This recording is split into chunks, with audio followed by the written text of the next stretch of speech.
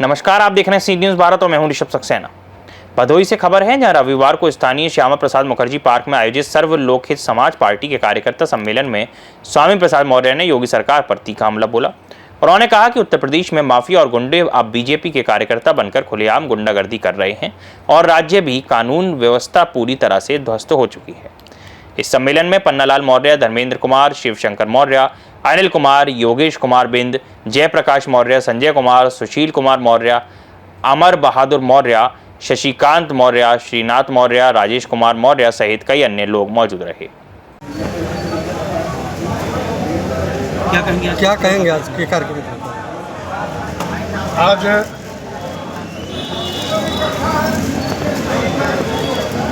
दस 11 पार्टियों ने मिलकर के उत्तर प्रदेश में लोक मोर्चा का गठन किया है, जिसके तहत प्रदेश के सभी मंडलों में लोक मोर्चा कार्यकर्ता सम्मेलन किए जा रहे हैं। उसी क्रम में आज मिर्जापुर मंडल के कार्यकर्ता की बैठक आपके इस भदोही स्थित ज्ञानपुर मुख्यालय पर हुई है, क्योंकि आज उत्तर प्रदेश और देश की योगी मोदी सरकार सभी मुद्दों पर पूरी तरीके से फेल हो चुकी है। देश का करोड़ों नौजवान बेरोजगारी का दंड झेल रहा है।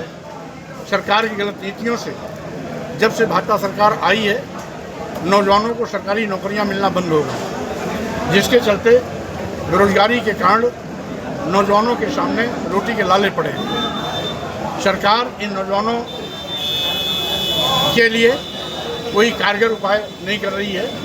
यहाँ तक कि हाईली क्वालिफाइड लड़के लड़कियों को आज 8,000, 10,000, 12,000 पर आउटसोर्सिंग की नौकरी करनी पड़ रही है। महंगाई में 8,000, 10,000, 12,000 रुपए की पगार पाने वाला व्यक्ति क्या खाएगा, क्या बचाएगा? अपने भी बच्चों को कपड़ा कहाँ से पहनाएगा और बच्चों को पढ़ाएगा कहाँ से? माता पिता की ईमानदारी कहाँ से करेगा? सरकार के पास इसका कोई जवाब नहीं है।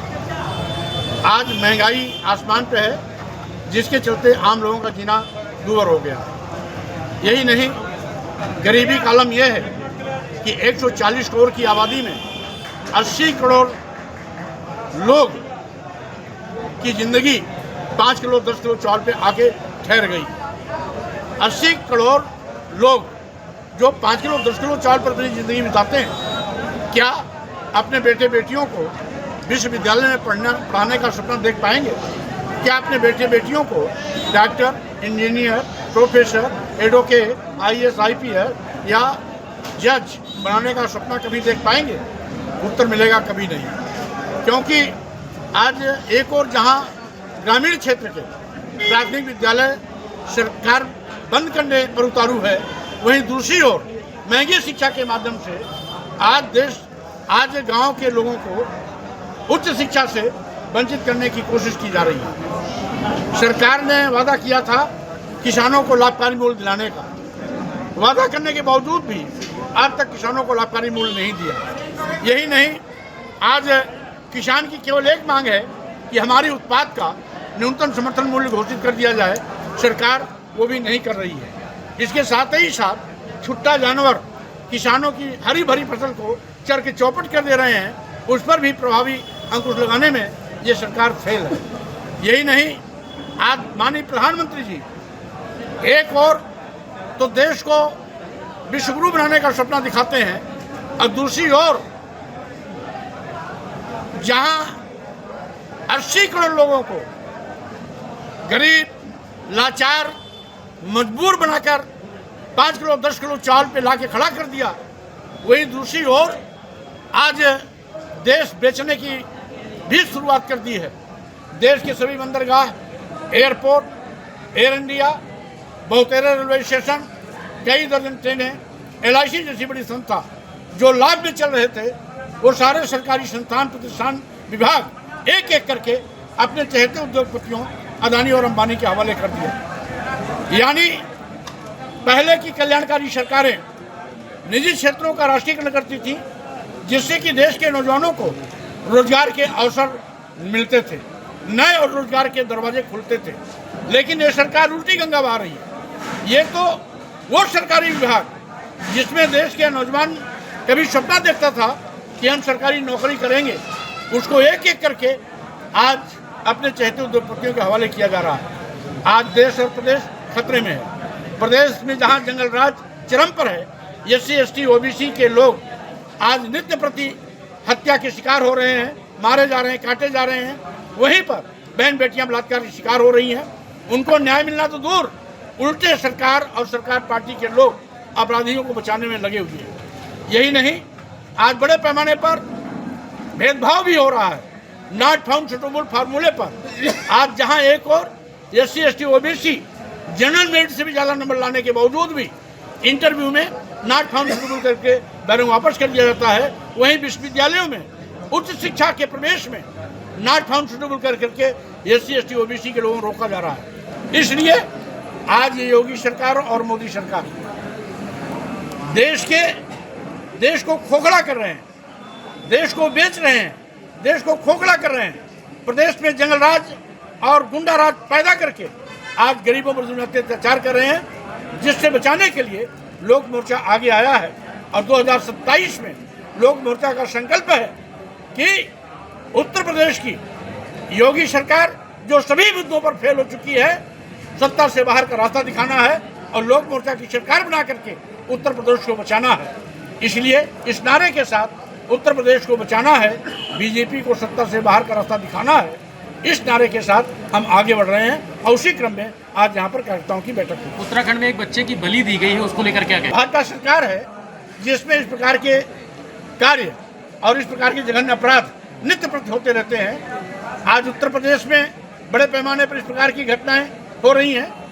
आज अभी उत्तराखंड में एक मौर्य समाज के 15 साल के बच्चे को नरबल दिया गया, पूरा परिवार उसमें शामिल था।